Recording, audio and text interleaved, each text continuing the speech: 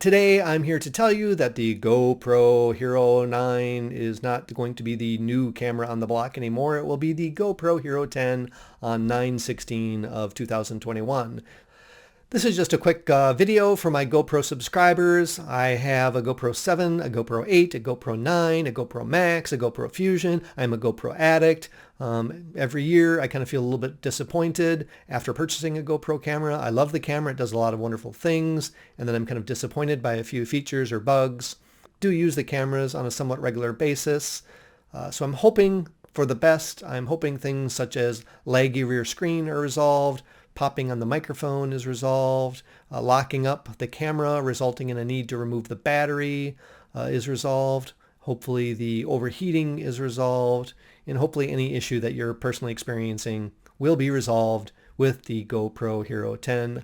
Some of the features that I have been rumored are a 23 megapixel count, so a higher megapixel count. The ability to do 5K at 60 frames per second or 4K at 120 frames per second. There's going to be a special coating on the front lens to help repel water. Maybe it will add the ability to have more natural colors or more vibrant colors or spectacular colors or some sort of magic. Insert promise here. We don't really know what that coating will be, but it sounds wonderful. It's going to do wonderful things for you that you've never seen before.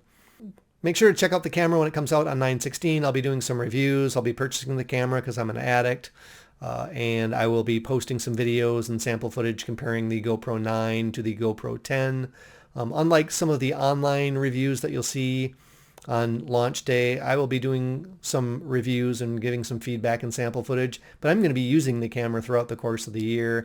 I always kind of get the feeling that on launch day, you're going to see a lot of reviews from people that were sent sample cameras for free, and they're not always GoPro camera users. They're just doing it to get the views because they get the preview of the camera before everybody else. They get the free camera. They're going to do a review, and that gets them all the views that they want to see and gets them a few new subscribers as well, which that would be great. I wish I was one of those people myself.